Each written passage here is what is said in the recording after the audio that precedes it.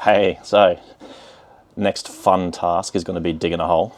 So I've got to connect up the stormwater down underneath here and then connect it through to the outlet or the pipe that's already existing from the house.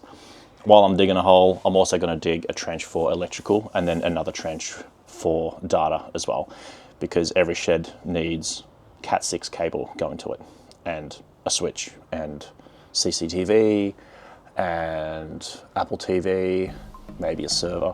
Anyway, a lot of stuff. Let's get to it.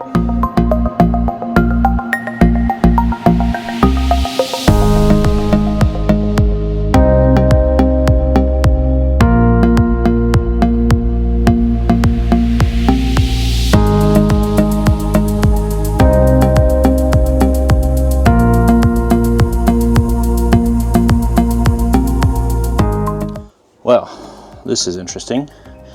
It looks like there's already a sewer pipe there, which I think this must be connected to. I honestly thought this was going at the front of the house, so, well, this is going to make the downpipe connecting a lot easier, so that's good. But might make the electrical a little bit more difficult, so we'll see how we go. Keep digging.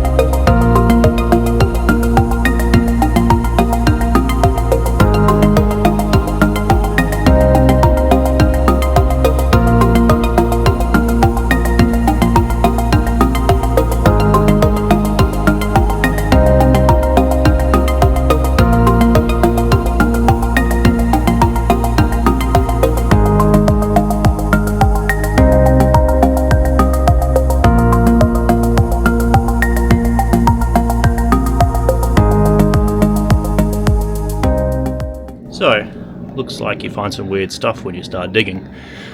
It's like a dog's jawbone. Very strange.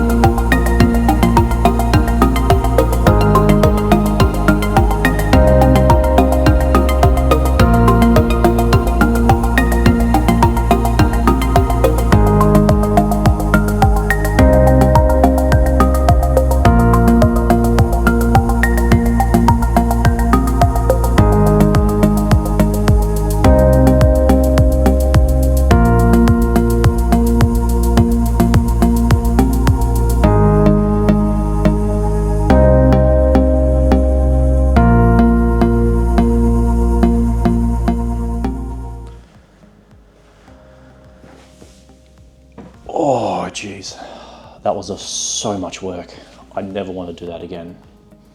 But I'll probably do it again sometime because I'll forget how much work it was and think, how hard is digging a hole? Anyway, my thoughts go out, and massive kudos to anyone that does that for a living. That's a little bit too much for me, unfortunately. Anyway, the trench is done. It's 600 millimeters deep. So the local standards say that you need to have your electrical cable running at least 600 deep. You can run a little bit shallower, but you have to put it under 75 millimeters of concrete, so you don't accidentally dig through and get electrocuted. So I suppose that's probably a good thing. So it also needs to be separated by about 150 mil away from other utilities, such as the data I want to run, and also it looks like there's stormwater, and I'm going to tap into that with the downpipe from the shed itself. So that needs to be separated from that as well. So 600 deep, I'm going to go up, maybe 300 or 400, run the data, probably next to the stormwater as well. And then from there, run, I'm thinking I might actually do multiple Cat6 cables just to future-proof it. So you can, when you have two network switches on either side, you can bond multiple network connections as one connection, so you get more speed. I don't know why I'll need any more than a gigabit in a shed, but who knows? You know, my mind's always ticking. I might think of something else in the future. Who knows? I might turn this thing into a server farm. But anyway, I'll probably run about 3 or 4, so I don't have to dig that hole ever again to run more utilities. Anyway, that's done.